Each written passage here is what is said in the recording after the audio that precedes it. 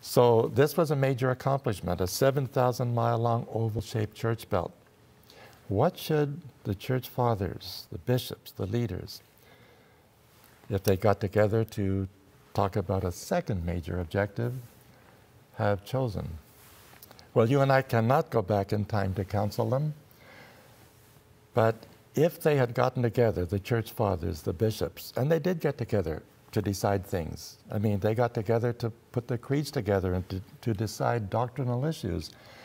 What if they'd gotten together to say, look what we have. How are we going to utilize it from this point on? Or do we just not utilize it, just let it be?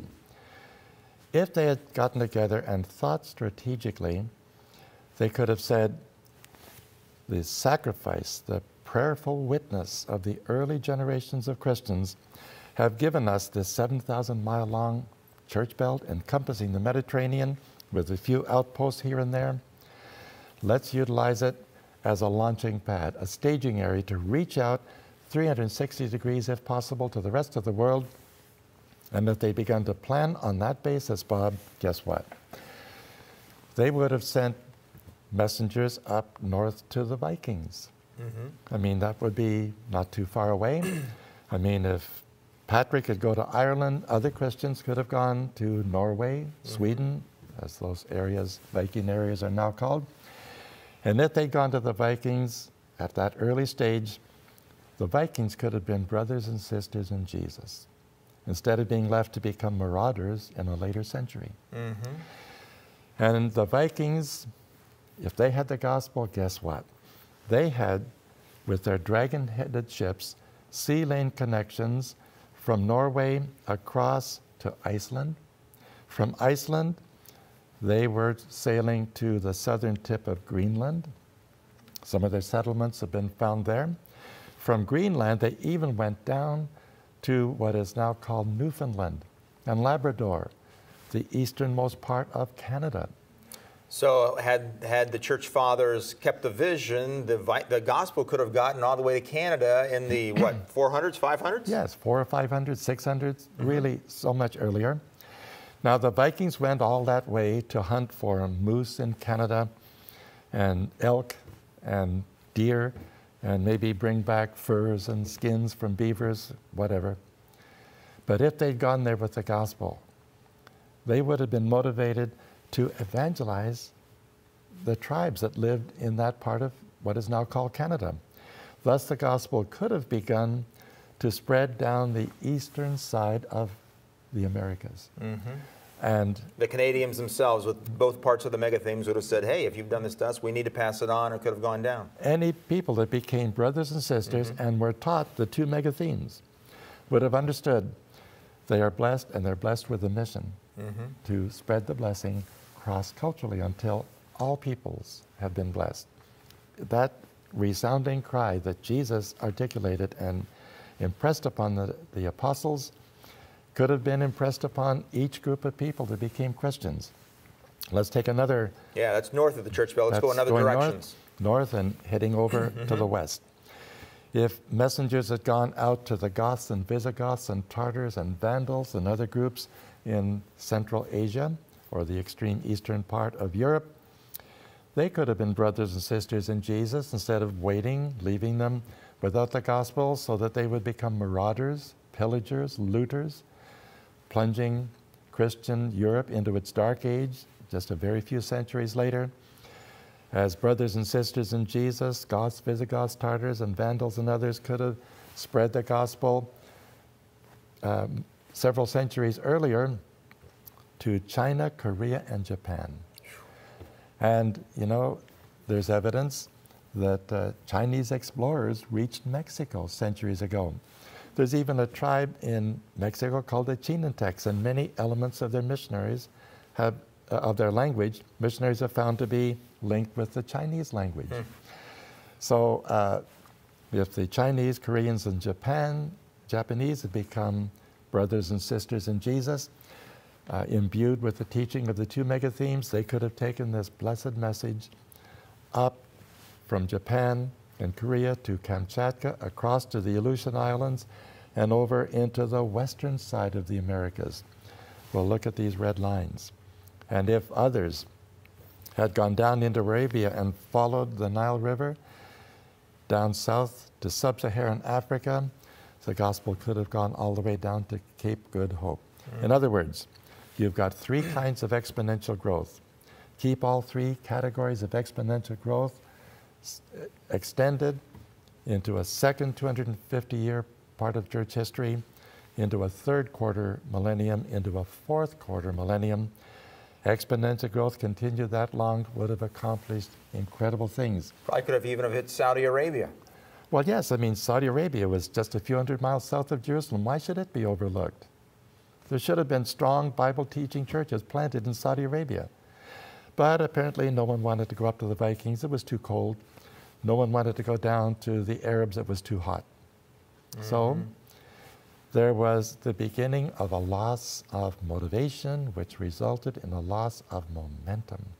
So there were two options. The father said, let's use this as a launching pad, or let's rest on our laurels. Yes. So a glorious opportunity was missed because they chose the second option. But they felt they needed to justify it, make it look like it was God's will. Well, how are you going to do that when everybody up until that point understands it's not just for us, it's for all of mankind? So they very subtly, gradually began to introduce a new line of teaching, which was, guess what? Jesus really didn't give the Great Commission to the church. He gave it only to the apostles. We're in the day when Constantine, the Roman Empire, looked favorably upon Christianity and stopped the persecution. And so Christianity became a sort of official religion of the Roman Empire. By de facto. And so money began to pour into the church. Pastors, instead of worrying about persecution, began to worry, what am I going to do with all this money? what am I going to do with my budget? What am I going to do with my budget? And so pastors, instead of being on the cutting edge, maybe got a little softer, got a little lazy. And I do want to say that not all the church fathers taught this thing, but as far as I can tell, those who didn't teach against it. So it gradually began to win the day by default.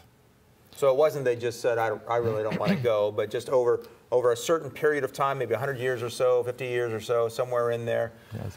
let's rest. We've done enough. We've got our 7,000-mile belt. We're doing pretty good. Let's take a breather. Yes.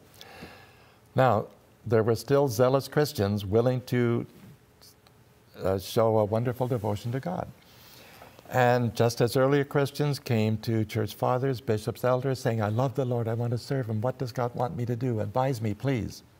There were still Christians, zealous Christians, asking the same church leaders, what does God want us to do? And instead of saying what the earlier people would have said, form a team as the Apostle Paul did with Silas and others, and go here or go there, plant churches where none exist, spread the outreach of the gospel. We got a big job ahead of us. These church fathers began to say, oh, you love the Lord, you want to serve Him, how nice. Here's what God wants you to do. Find a cave and be a hermit.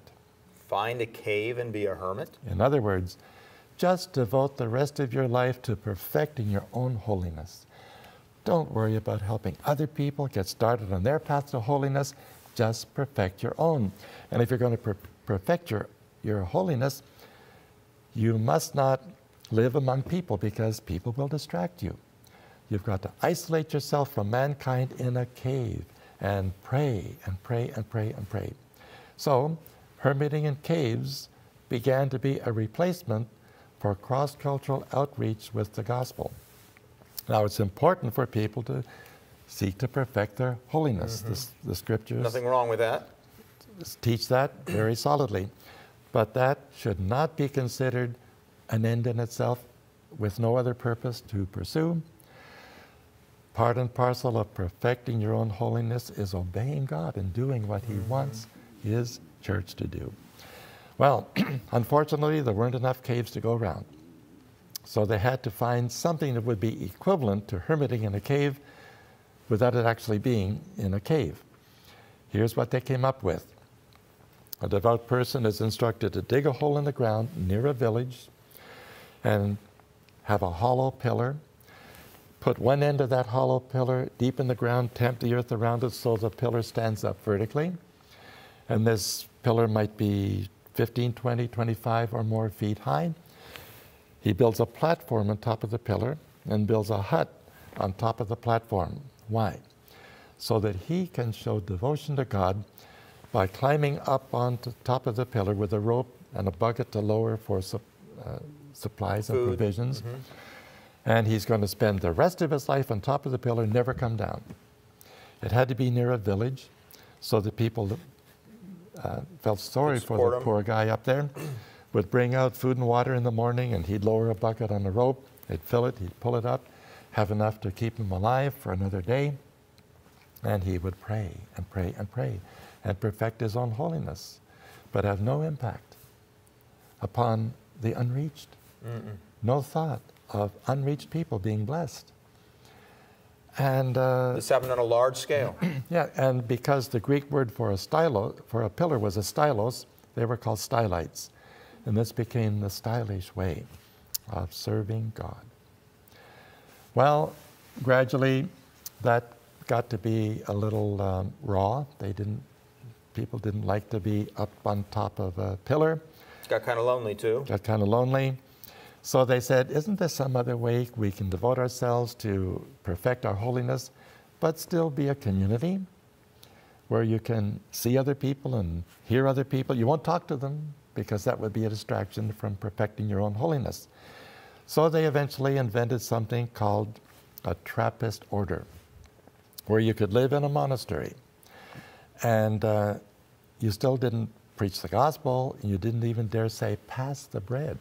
No one talked. Silence around the meal table, but at least you rubbed shoulders with other people a little bit and had the pleasure of seeing another person up close, see a smile. It was just a little more agreeable than hermiting in a cave or isolating yourself on top of a pillar where the cold wind would blow right through the hut.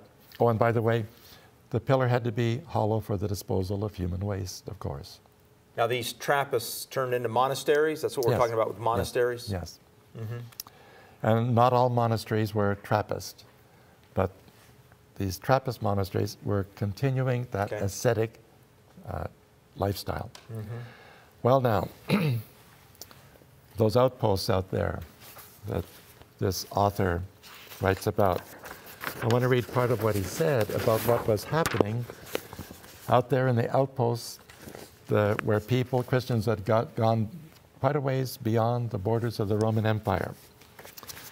He says in one paragraph, though the peoples of this vast area spoke many languages and had different customs, through Christianity they were linked together in the confession of the Creed of Nicaea. They baptized their infants in the name of the Father and of the Son and of the Holy Spirit, offered the sacrifice of the Eucharist in their churches, were governed by bishops, revered the lives of ascetic men and women living in monastic communities, and had in common a holy book, the Bible. They were honoring ascetic men and women. So not only in the major population of Christians, but even in these outpost situations, as I designate them, asceticism was replacing what was there before. And as a result, the three categories of exponential growth were interrupted. Now, I don't want anyone to misinterpret me or misquote me. I am not saying that growth stopped completely, because there were always some Christians out in the frontier areas that reached out to unreached people. The zealots. And did what they knew God wanted them to do, even though more and more church fathers were yielding to the idea that cross-cultural outreach is no longer necessary. So growth was continuing, but alas, it was no longer exponential. And the interruption of that wonderful exponential growth, all three categories of it, cost the church direly.